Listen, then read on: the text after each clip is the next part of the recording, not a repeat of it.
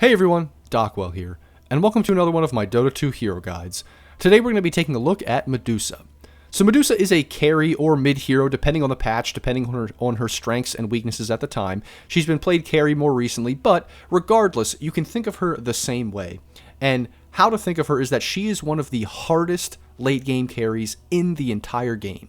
But the key is that can you get to that point? Can you get the farm you need? Can you and your team survive long enough and progress in the game long enough without losing to get to the point where Medusa becomes unkillable, a beast where she can 1v5, and she also does a ton of damage.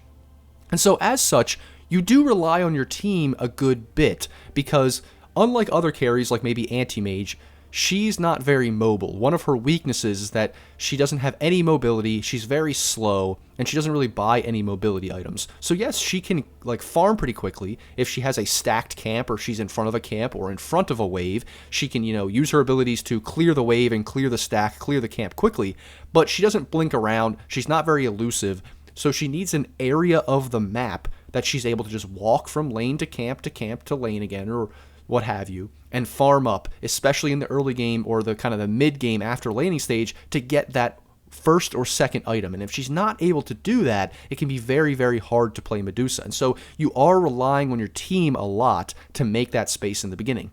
But then you are actually relying on your team as well later on when you're strong, because what you want to do when you have, maybe you guys have great laning stages, you have a really good item timings, you don't even need that much space. Well, what you want to do then is you want to walk down a lane as a 5-man death ball, because as a carry that is really tanky and hard to kill and a good late game carry, she actually plays a little bit differently than some other carries or a lot of other carries. She plays almost more like a bristleback in the sense that you park yourself in a lane, you park yourself somewhere, you start hitting a tower, and you want to be so unkillable that the enemy team doesn't want to waste everything on you. But then you also want to be doing enough damage that they can't just ignore you. And so there's that fine balance there. But regardless, you are going to want to play as a team, as a 5-man death ball to go down a lane. So it almost doesn't really matter what stage she is at in the game. She either needs her team to make space for her, or you need your team to play around you so that you can be effective. And as such, I think that this hero is kind of a weird hero in terms of what MMR it's good at or when it's good. I think at lower MMRs it can actually be really good because the enemy team, although your team isn't great at making space, the enemy team isn't good at pressuring either. So you can just farm up. You'll get 6 slotted or 5 slotted every game if you're good and you know what you're doing, because you're not going to get picked off. And then you start, maybe you start gaining MMR. Well, then at the kind of mid-tier MMR, the enemy team gets pretty good at pressuring their advantage in some ways, or pushing the advantage, and your team isn't really as good at recovering or, making space or coming back. So if you guys lose your lanes, or your enemy team or your allies aren't making space for you, you can just feel like you have no farm, you have nowhere to go, you have nothing to do, and then you never become that kind of unkillable late game 1v5 hero. And then even in higher MMRs, once you transition to that, people are a little bit more coordinated. Maybe you're playing, in pros or something. Then everyone's going to be making the right amount of space. You're going to be able to at least get some items. And then when you do have that strength, you're going to be able to death ball as a 5-man coordinated lineup. And so the higher MMR you go, then it kind of gets a little bit better. So it's this weird thing where at lower MMRs, I think it can be really good, and at higher MMRs, it can be really good. But in the middle, it's not as good because of the weaknesses of the hero, because it can often feel like an all or nothing. It can feel like, you're a beast, you just have so much farm, there's nothing the enemy team can do, you're just going to win the game. Or it can feel like, you are just going to lose because you can't make space, you can't make plays, you can't do anything, you guys lost the lanes, and your teammates aren't making space for you, they're not ganking, they're not doing anything, and you have nowhere to farm. And so that is kind of how you want to think about Medusa. Those are the general concepts of Medusa. And now we can take a look at her abilities and what allow her to be that crazy late game hero while also having some weaknesses in terms of needing to have her team help her. So now that we understand the general concept of Medusa, we can take a look at her abilities and what allows her to farm pretty quickly, but also, be that beast in late game, be really good at doing a ton of damage and those kinds of things, and just being that unkillable 1v5 monster like she can be when she gets those items. So first, we're just going to take a look at Split Shot. It's actually pretty simple. You can toggle this ability on or off. and it just does like split damage. It just shoots out multiple arrows. If we go over here to the creep wave, as you see, it hit those two heroes. But if we go over here to the creep wave, it'll hit pretty much all the creeps, and it just does reduced damage. So basically, when you have this active, it just does less damage, but obviously you have that split shot, so you're able to farm quicker. You can also toggle it off if you're just hitting one hero or something like that, one creep, just so that, you know, you're doing more DPS. If you turn it on right there, it just decreases the DPS. It decreases the last hit every time that you can see right there, whether you have it on or not. So that's just something to keep in mind, that if you are farming, if you are hitting one creep, you might want to turn this off so that you farm it quicker. And that's pretty much all you need to know about Split Shot. It's just what allows her to farm pretty quickly. And then you have Mystic Snake. So Mystic Snake and then her next ability, Mana Shield, are kind of what allow her to be this tanky hero, and what allows her to kind of be like a beast in the later game and unkillable. And that's because Mystic Snake, it's pretty simple. What it does is actually helps her farm in some way, because you cast it and it does damage and it bounces from different creeps. And we can refresh the spells here, and we can cast it here, and you see there it bounces to all the creeps and does a good amount of damage. But then what it also does is it actually returns mana to you based on the mana that the enemy creeps or heroes that it hit have. So I know that's kind of like complicated, but you just want to know that basically if the enemy hero has some mana or the enemy creep has mana, then it will give you back more mana if it hit that creep. So sometimes there's creeps that don't have any mana, so when you cast this on them, it actually won't give you any mana. So just keep that in mind, that sometimes you'll do damage, but it actually won't give you back mana. But the reason why that's so good is if you cast it in a team fight, it'll like basically replenish your mana. Like you could be losing mana and then you can get a ton of mana back because it's really, really strong. And why that pairs with the next ability, Mana Shield, is, as you could probably guess, as a Mana Shield, it is a shield that protects your health based on your mana. And so you just activate it, it puts this little shield up, and you actually, it basically transfers some of the damage done to you to your mana. So as you see here, as the axe is hitting me, I'm losing mana. If I turn the shield off, I will only be losing health, and I'll actually be gaining mana from my passive regen. I turn this back on, now he's hitting me again, and I'm losing mana. And so as you see, that's pretty much what makes her tanky, because she can, you know, she'll be taking damage, but she'll be using a lot of mana. Then she casts the snake out, gets more mana back, as you just saw, and now it essentially gives her more HP. It's like an effective HP is what you would call it, is that this mana and her mana pool allows her to have more effective HP and also do more damage, because now she's sending out the snake and those kinds of things. So those two abilities kind of in combination allow her to be that tanky beast, allow her to do a lot in team fights, and they're just very good synergy together. And so you want to be casting this Mystic Snake in team fights to get your mana back to be tankier.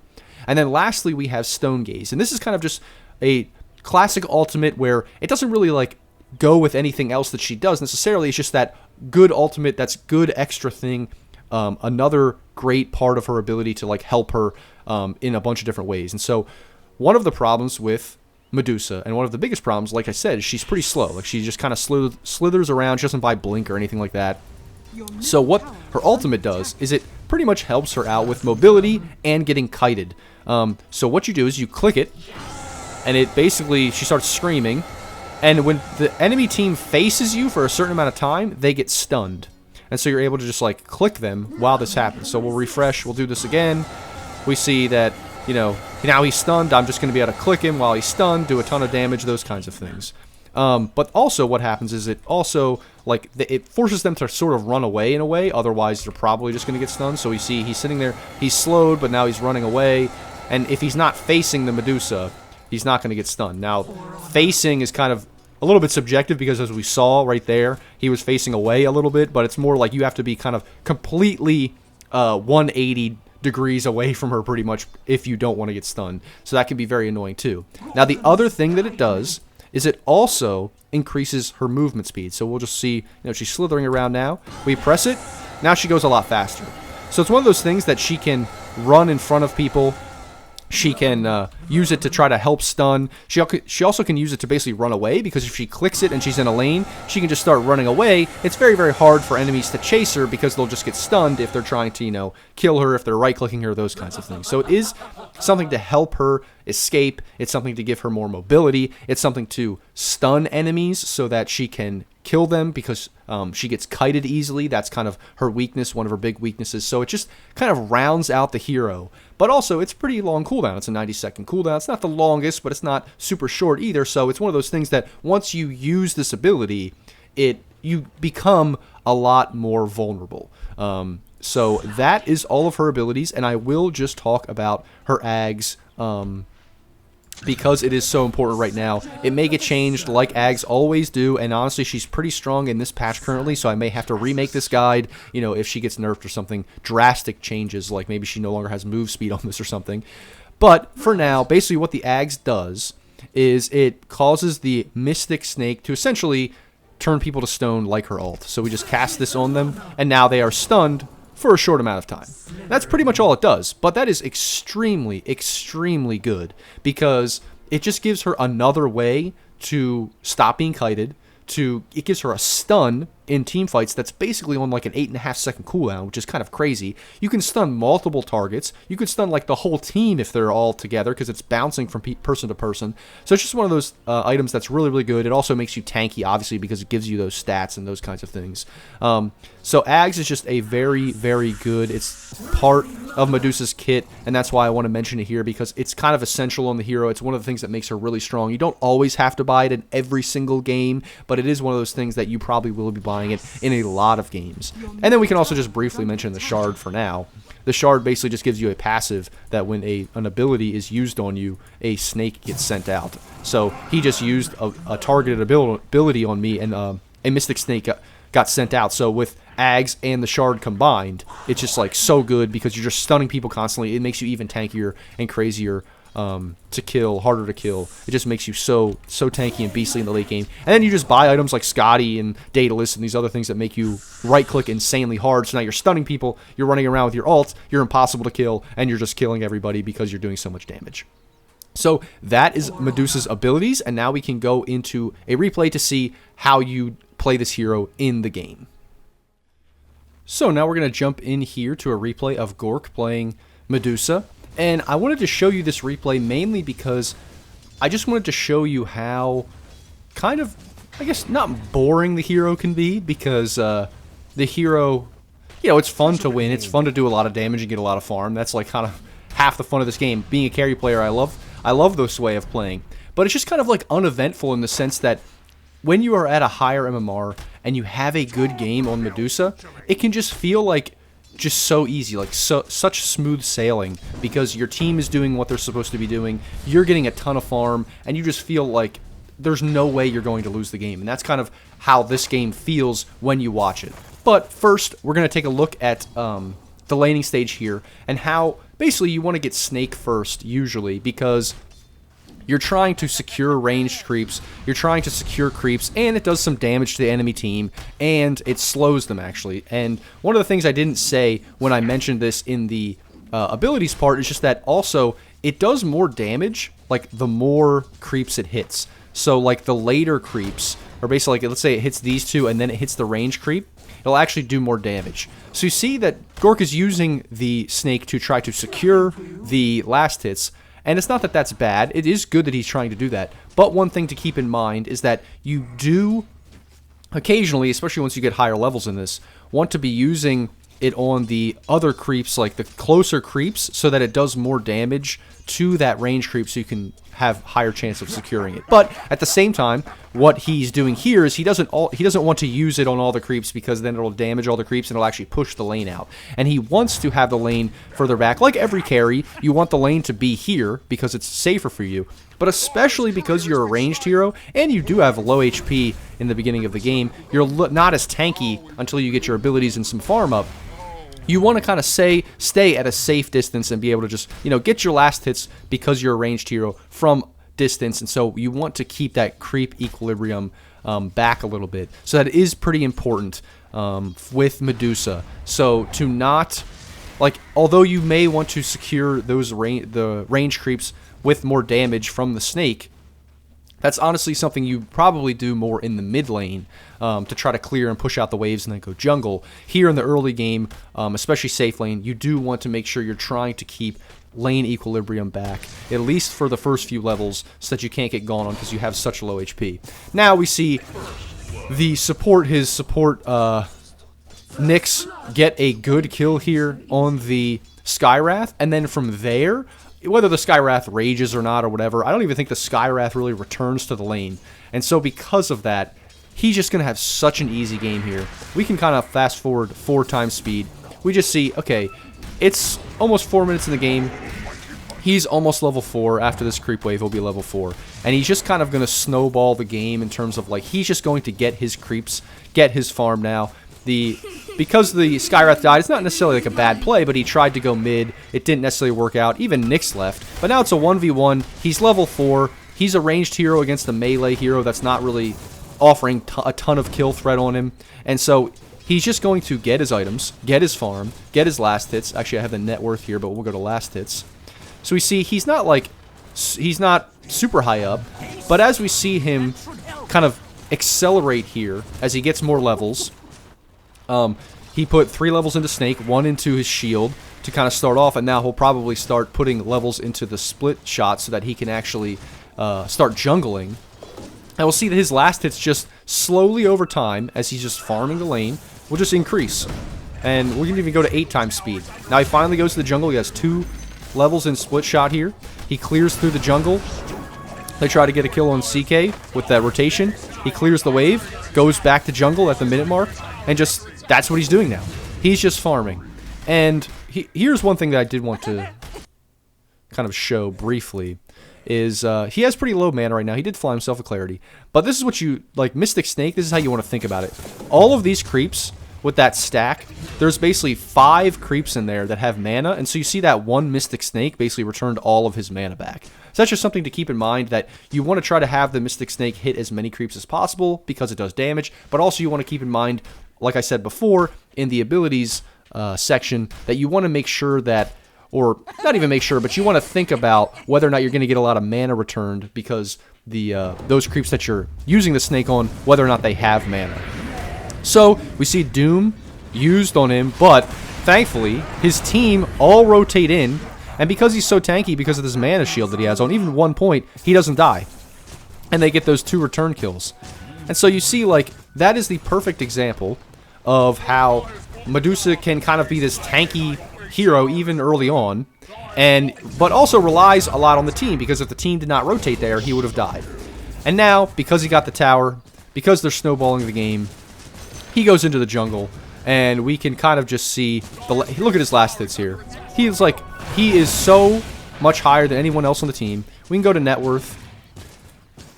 And now, even despite him being the highest net worth, now he's taking an ancient stack, a huge ancient stack with his team, and another huge stack here. And this just accelerates him so well in the game, and now he's 2,000 or 1,000 gold ahead of the Doom, which has his innate farming capabilities with Devour, and he's like 1,500, actually 2,000 gold now ahead of the enemy carry. And I think this is a perfect example of, like, look at this. It's 13 minutes of the game. Let's just see. When does he get? It's 14 minutes. I think he gets Manta at, like, yeah, like now. Like, I think it's flying out to him, like, right now or something. Or he gets it very, very soon. Yeah, he gets Manta right now. At 15 minutes. He has a 15-minute Manta Dragonlance. He has 9,200 net worth here. And there's even a triple stack of Ancients and more, another big camp stack for him to farm. Like, this is just crazy good efficiency. But you see a lot of this.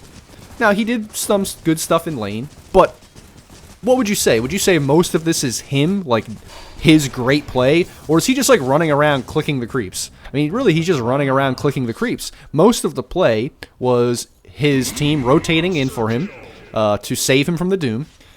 Well, actually, earlier than that, his Nyx getting a kill, getting him first blood. And then, even later on, his mid rotated to kill the CK.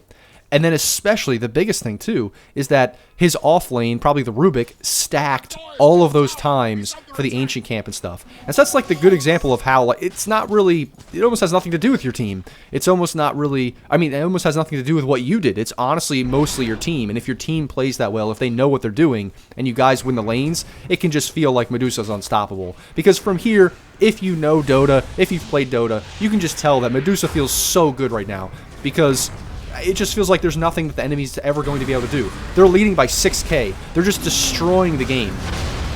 And I know that's kind of like an extreme example, 6k ahead at 16 minutes. But that's largely because of the fact that he's a Medusa that's able to farm these insane stacks, and his team did those stacks and made those stacks and won the lane so hard for him.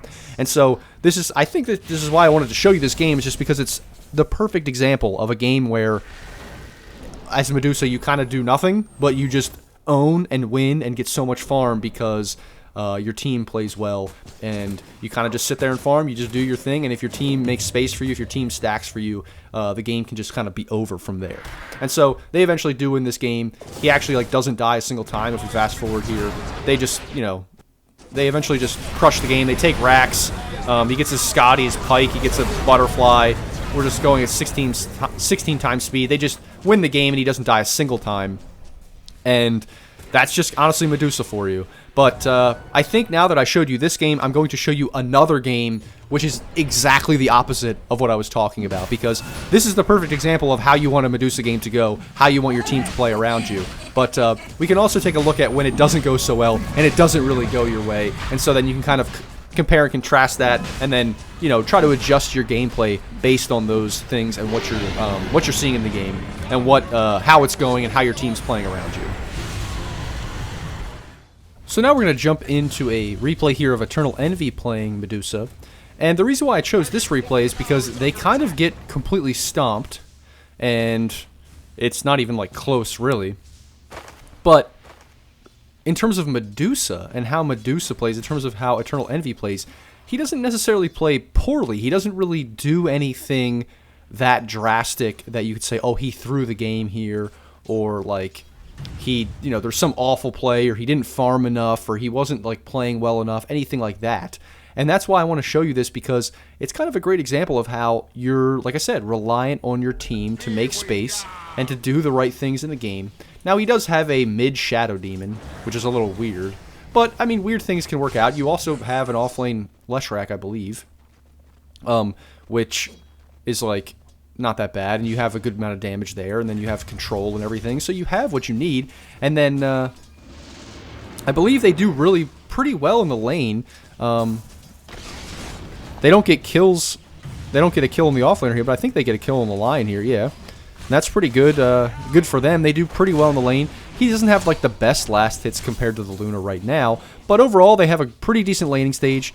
He gets decent farm, even compared to the last game we looked at with Gorgc, but it just doesn't work out for them in the end.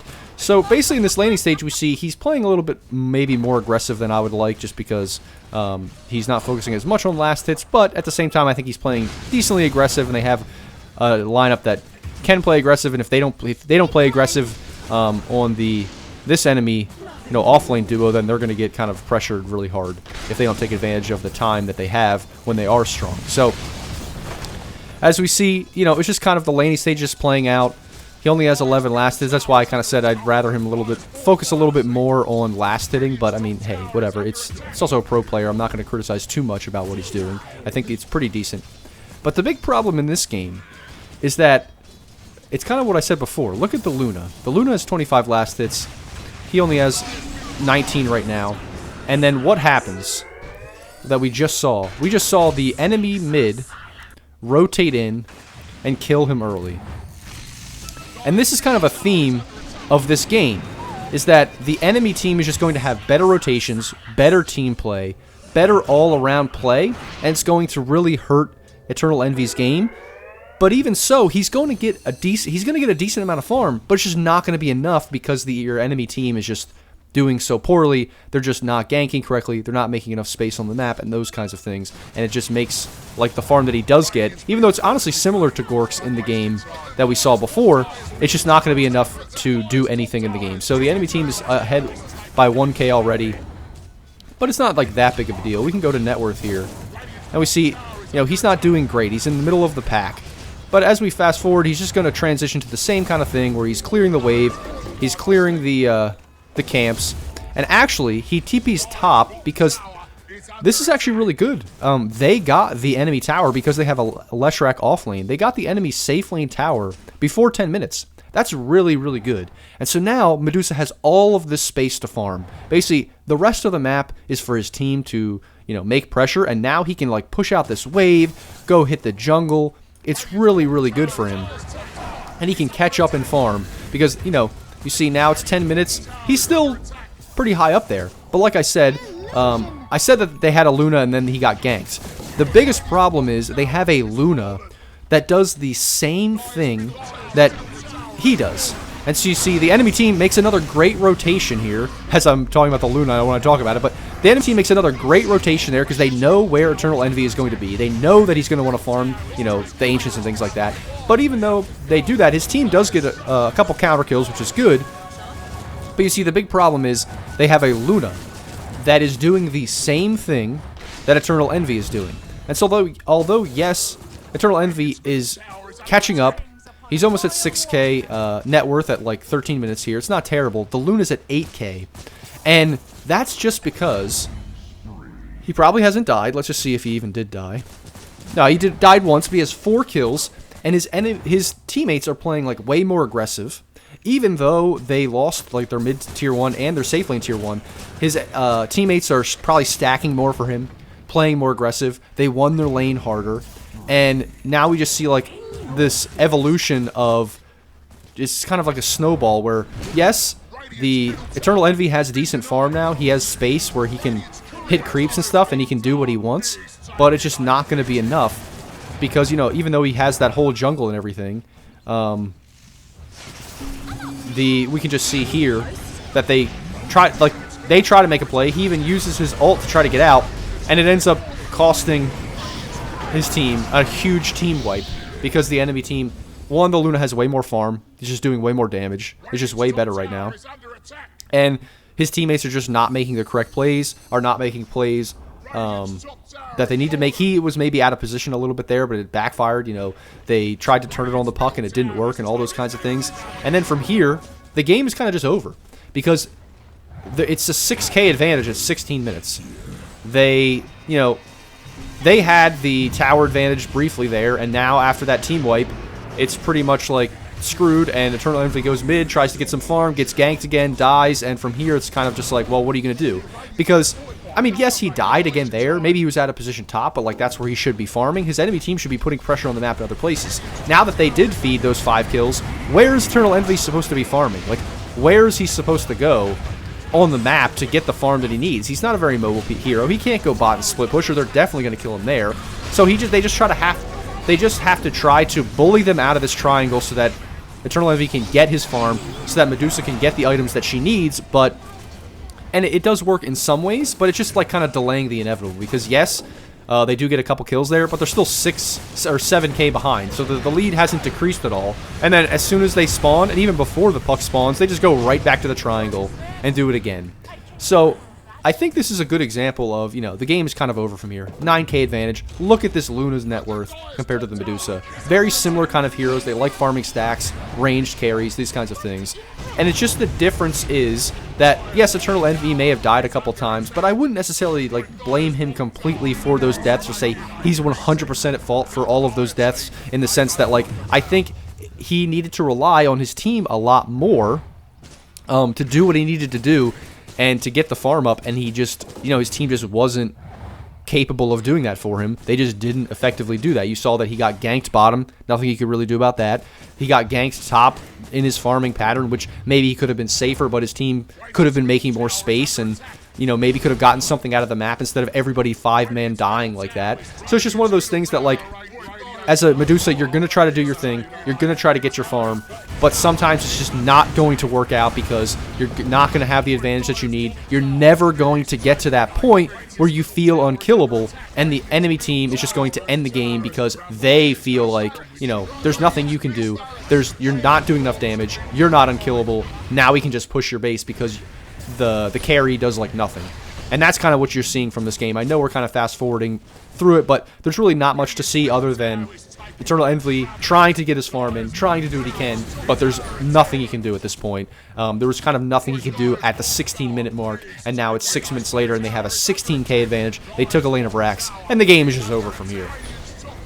And so that's kind of, I just wanted to show you those, like, the dichotomy of the two kinds of Medusa games, because Medusa is, in some senses, a simple-ish hero. You want to farm, you want to play that, like, frontline tank, you want to get your items up and just death ball down a lane, like I said, but until you get to that point, you're largely relying on your team. And so that's kind of why I said early on, or, like, lower MMRs, you're going to almost be guaranteed to get your farm, so it's going to work out a lot better.